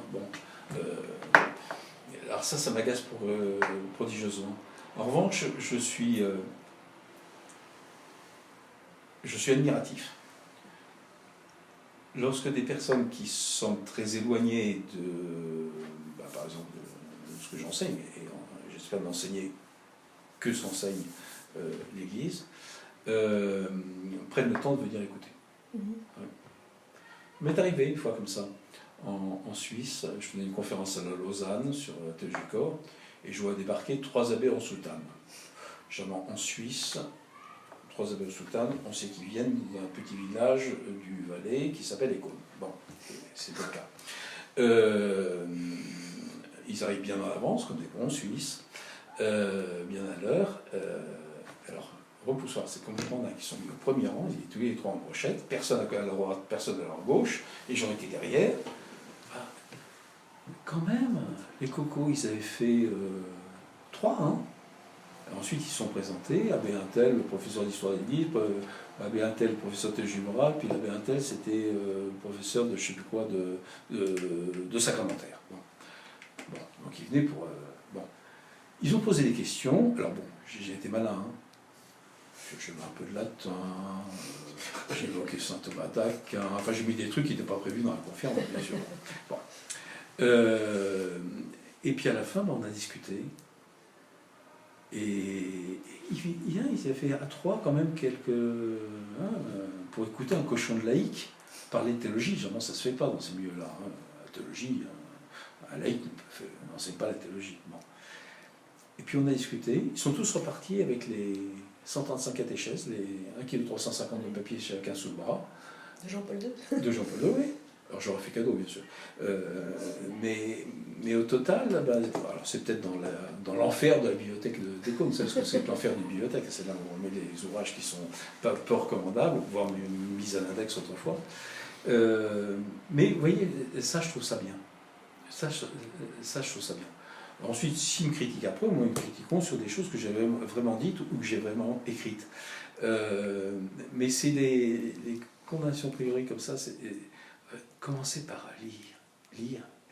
Là, il y a un dernier bouquin qui est sorti, critique sur la théologie du corps. Il est peut-être très bien intentionné, ce garçon. Il fait, je ne sais pas pourquoi, il était plus ou moins collaboré à la commission de la SIAZ. Là. Bon, il dit que Jean-Paul II ne parle pas de la violence sexuelle, etc. Et donc, comme il n'en parle pas, on considère qu'il n'est pas contre. C'est comme argument. Moi j'ai lu son bouquin, mais visiblement il n'a pas lu toute la théologie du corps. Il l'a pas lu. Ou alors il ne l'a pas bien lu. Alors ça m'ennuie davantage, surtout qu'en plus ça fait un succès libéri, c'est en tête des ventes pendant 15 jours, 3 semaines. On dirait, maintenant on n'en parle plus. Mais, vous voyez, moi je veux bien espèce de critique, c'est pas grave. Mais des critiques, d'abord, qui sont droites, c'est-à-dire qui procèdent d'une véritable interrogation de l'intelligence, qui ne sont pas des critiques a priori, mais qui se fondent sur vous avez écrit que, bon, très bien, et dans une attitude véritablement de dialogue et d'échange, parce que c'est ça, c'est constructif, sinon ça ne sert à rien, quoi. Alors, il y a deux catégories de personnes dans l'Église qui n'aiment pas la théologie du corps. Il y a les ultra-tradis, qui considèrent que mettre le corps dans l'image de Dieu, c'est quasiment blasphématoire. Bon, ils n'ont pas bien compris, parce que s'ils avaient bien lu, peu importe, voilà. Alors peut-être que certains ouvrages de vulgarisation n'ont pas été très habiles sur certains trucs. Il y a eu des caricatures qui ont été faites, bon, peut-être. Et puis surtout, ils ne veulent pas de la théologie sacramentaire du mariage, parce que pour eux, parler de vocation de mariage, ou juste dans un sens analogique, mais il n'y a que de vocation que sacerdotale religieuse. Vocation de mariage, peut-être dans un sens très analogique, mais c'est pas vraiment une vocation, c'est tout simplement une réponse à un appel de la nature. C'est pas complètement faux sur un certain rapport, mais voilà. Donc il considère que ça survalorise la vocation au mariage, et par conséquent ça distrait les vocations. Ça ne contribue pas à remplir le séminaire. Bon. Donc, et puis les autres, ce qu'il dit, humanité, l'oripeau d'humanité, là, etc. On a réussi à enterrer ça, on s'est libéré d'humanité, on a réussi à faire en sorte que ce soit des gros mots dans l'Église. Aujourd'hui, il y a encore deux gros mots imprononçables dans l'Église, c'est humanité, enfin, ça en fait deux, mais, et puis veritatis splendor. Donc ça fait 4 gros mots. L'encyclique de Jean-Paul II sur les fondements de la morale, ça, on n'en veut pas. Bon, c'est un peu idiot, c'est comme ça. Donc ceux-là, ils ne veulent pas de la théologie du corps parce qu'ils ne veulent pas que ce soit une manière de réintroduire la dimension moralement contraignante d'humanité qu'on s'est ingénié à évacuer. Bon, en gros, ces extrêmes, ils ne sont pas d'accord. C'est pas un critère de vérité, mais enfin, ça montre qu'il doit y avoir un certain équilibre dans cette pensée, quoi. Si elle est refusée par les extrêmes, c'est plutôt bon signe, vous voyez. Ça suffit pas, mais c'est plutôt bon signe. Il y en a qui disent aussi que Jean-Paul II cantonne la femme au rôle d'épouse. Bah oui, ça c'est le comité de la jupe. Oui. Le comité de la jupe, ça c'est Madame Soupa.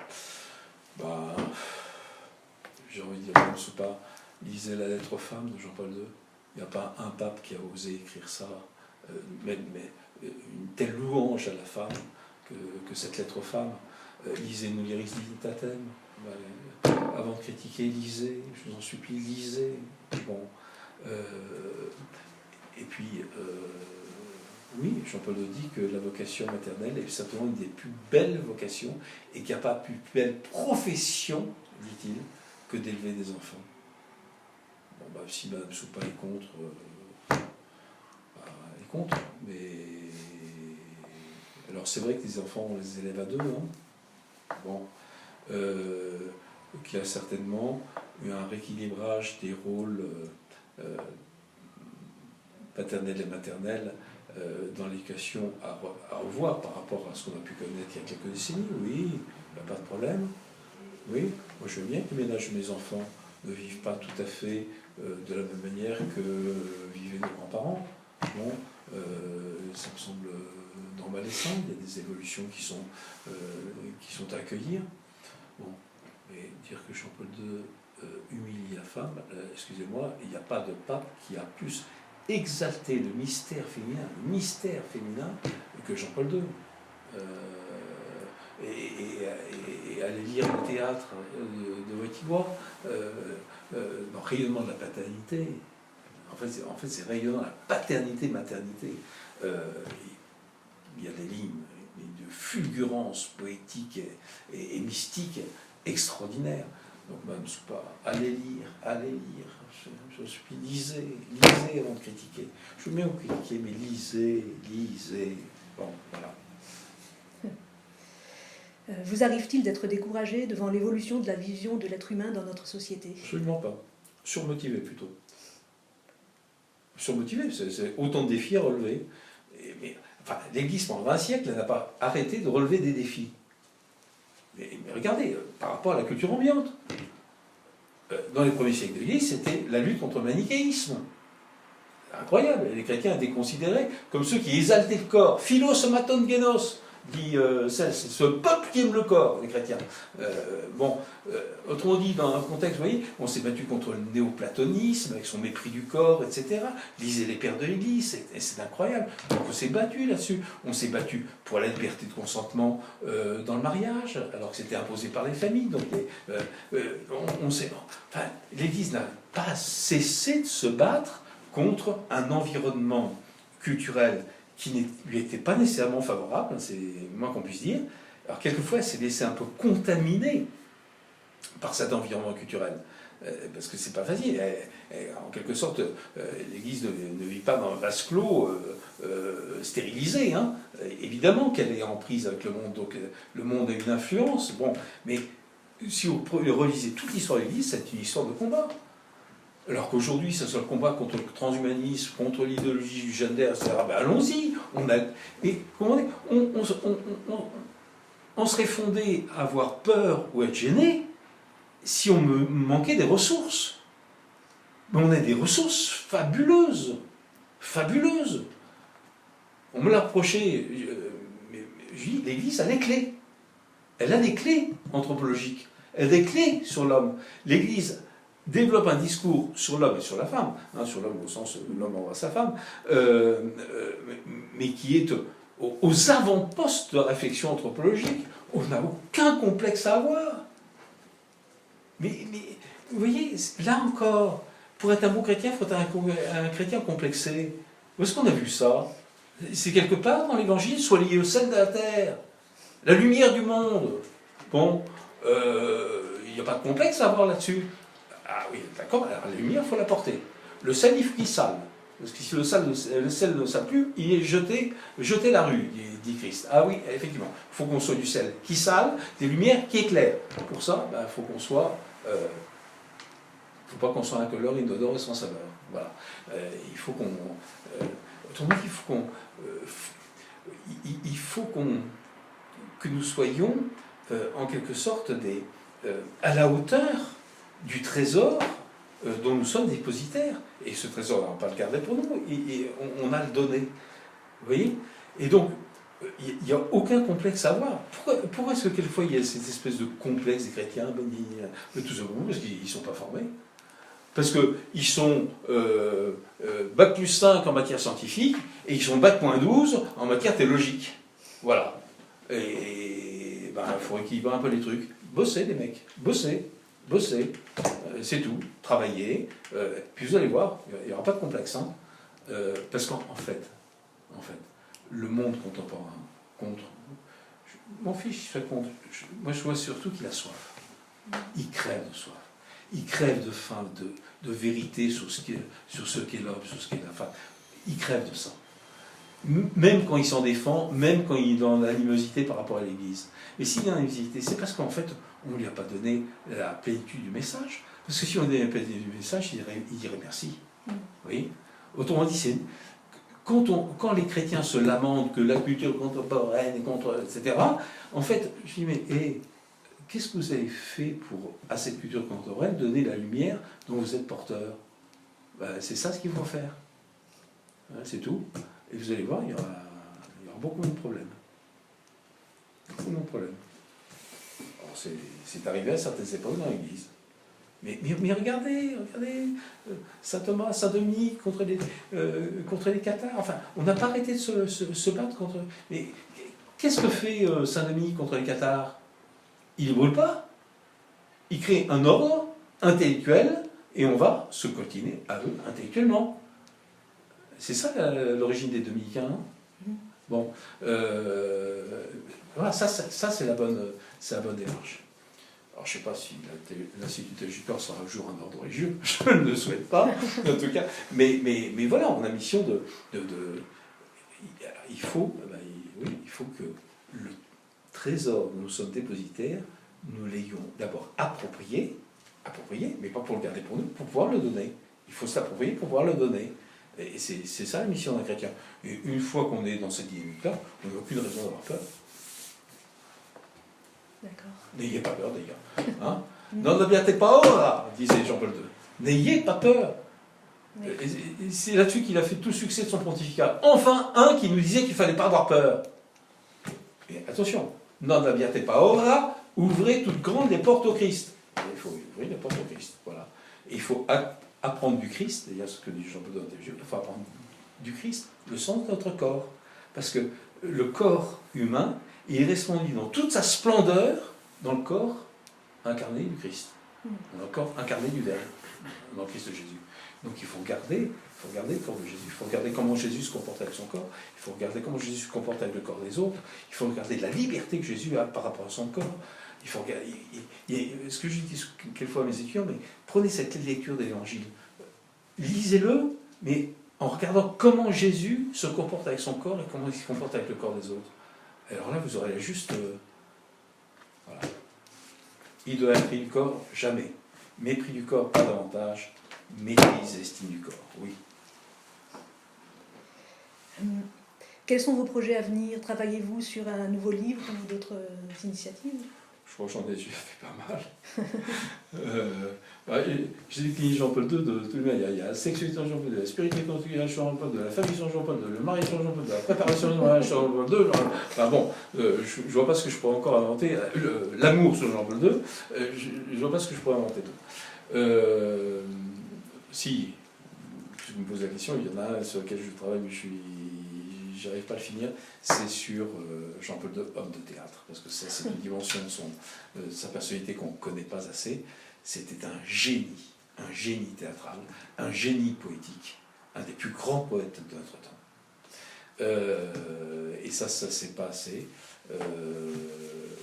J'ai publié une traduction qui n'avait jamais été sortie de la Pologne, de sa dernière pièce, sa troisième grande pièce, Rayonnement de la paternité.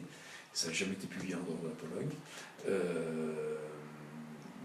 C'est prodigieux. C'est prodigieux. Autrement dit, c'est un génie, tous azimuts, cet homme. Ce pape, c'était un génie. Il va nous falloir des décennies pour intégrer ça. On dit, ah ben Jean-Paul II, c'est plus d'actualité.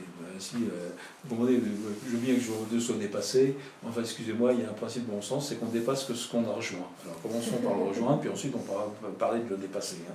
Mais avant de le rejoindre, je crois qu'il y a du travail à faire. Hein, parce que c'est un génie. C'est un jour ce que m'a dit Monseigneur Hauser, qui est l'évêque de Varsovie. Il m'a dit, il faudra un siècle pour s'approprier Jean-Paul II. Donc il y a encore du boulot. Ça fait que 20 ans qu'il est mort. Quel est votre passage biblique préféré et pourquoi?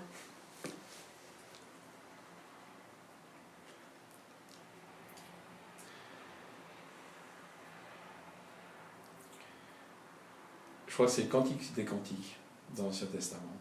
Parce que c'est le plus bel hymne à l'amour et au corps de l'homme et de la femme qu'on n'a jamais pu écrire.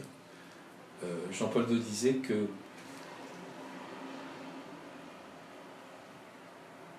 à l'image de Dieu, homme et femme, il les créa. C'était le prototype du Cantique des Cantiques. C'est en fait tout le Cantique des Cantiques, c'est le développement, c'est des variations, au sens des variations musicales, sur ce thème qu'on trouve dans la Genèse. Dieu créa l'homme, à l'image de Dieu, il le créa, mâle et femelle, homme et femme, il les créa. Voilà. Et on a tout le Cantique des Cantiques, sont autant de, toutes les strophes du Cantique des Cantiques, qui sont autant de variations musicales ou des déploiements. Jean-Paul II met plutôt des métaphores industrielles ou métaphores musicales, mais ce n'est pas vraiment un grand musicien. Mais il a bossé dans l'industrie, alors on trouve des métaphores du type plateforme, prototype, structure portante, qui sont des catégories théologiques un peu surprenantes, mais bon, voilà. Donc il y a ça. Et puis ici, dans le Nouveau Testament, parce que je me souviens, nous avons fait un voyage de retraite en Terre Sainte pour nos 25 ans de mariage, il y a déjà quelques temps. Et bon, il y a des sites très émouvants en Terre Sainte. Mais le site qui m'a le plus marqué, c'est, pour tout avouer, je ne sais pas pourquoi, je me suis écroulé en pleurs ce jour-là. au bord du lac du Tibériade, c'est le lieu de la confirmation de Pierre. Quand Jésus a dit Pierre, m'aimes-tu? Et ouais, je crois que c'est la parole dans l'évangile qui m'émeut le plus, parce que finalement c'est la question que Jésus nous pose à chaque instant, puis qu'il nous posera au dernier moment, s'il y a un moment de notre mort. C'est la seule question à laquelle il faut pouvoir lui répondre.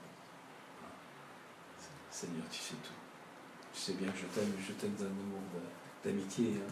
Jésus demandait en grec, et on lui demandait est-ce que tu m'aimes d'amour agapé, hein, et l'autre il répond je t'aime d'amour d'amitié, philein. Hein, bon. Ouais. Finalement, c'est la seule question qui vaille. Ça. Voilà. Au sujet du Cantique des Cantiques, d'ailleurs Jean-Paul II dit de faire attention à ne pas interpréter le Cantique des Cantiques comme d'abord une métaphore spirituelle de la relation entre l'âme et Dieu, mais que c'est d'abord ça parle d'abord d'amour humain. Les deux, il dit les deux. C'est à la fois un poème mystique, et c'est dans ce sens-là d'ailleurs que l'a commenté par exemple Saint Bernard ou Saint Jean de la Croix. Et puis il y a la dimension érotique, mais au sens de l'érotisme intégral. C'est le plus grand poème érotique qu'on ait jamais écrit, mais c'est l'érotisme. Le problème de l'érotisme, c'est pas qu'on parle des choses du corps et de la sexualité, c'est qu'on en parle mal.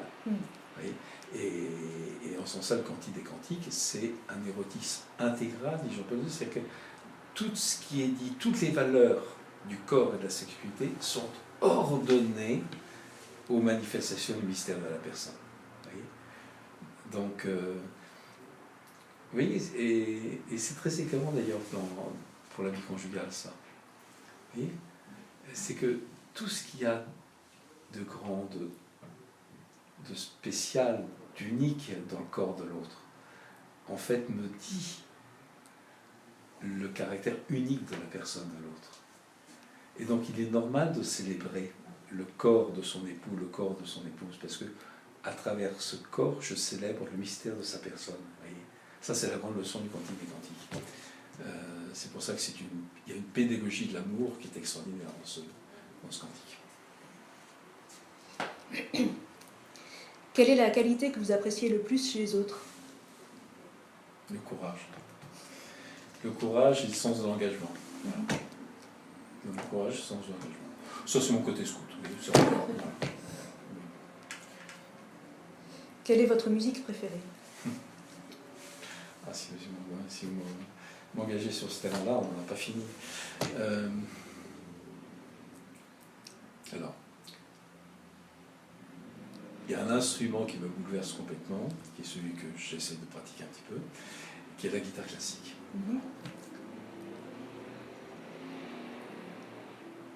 Berlioz disait « La guitare est un grand orchestre ». C'est vrai. Et puis, il y a quelque chose de terriblement sensuel dans la guitare. On la tient sur son cœur, comme il y a une femme d'ailleurs. Il y a plein de choses qui ont été évoquées sur la forme de la guitare par rapport aux formes féminines. Enfin, c'est un instrument qui est prodigieusement difficile à apprivoiser. C'est un peu comme une femme. Hein. Mais voilà. Et je l'ai sacrifié pour faire des études de philosophie. Et maintenant que je suis un petit peu, je ralentis l'activité, je reprends. Et donc évidemment, si vous me posez quelle est ma musique préférée, ben, je vais vous dire Francisco Tárrega. Tárrega, d'abord c'était un grand chrétien. On l'a même surnommé San Francisco Tárrega, Saint François Tárrega. C'est lui qui a posé toutes les bases de la technique contemporaine. Enfin, il est mort en 1907 ou 1908 de la guitare classique telle qu'on la connaît aujourd'hui. Et puis quand même, parce qu'il y a un patrimoine extraordinaire en Amérique du Sud, Agustín Barrios, qui est un musicien paraguayen qui a composé plus de 300 œuvres pour guitare, qui est qui est le vrai Chopin de la guitare, quoi. Voilà. Donc, je reconnais que je suis un peu sélectif, mais en même temps, c'est tellement riche, il y a une richesse de répertoire extraordinaire dans cet instrument. Donc, mais vous savez ce que disait Segovia, la guitare est l'instrument dont il est le plus facile de jouer mal. Donc c'est un instrument qui est très exigeant, mais qui récompense merveilleusement les efforts qu'on consent pour lui. Comme une femme. Quel est votre saint préféré après Saint Jean-Paul II? Saint François de Sales. Saint François de Sales, c'est le premier qui a posé les bases d'une spiritualité vraiment laïque. Donc j'aime beaucoup Saint François de Sales. Rien par force, tout par amour. C'est génial. Il y a... Oui, c'est grand Saint François de Sales, je trouve. C'est très grand. Et puis c'est très moderne. Très moderne. Merci.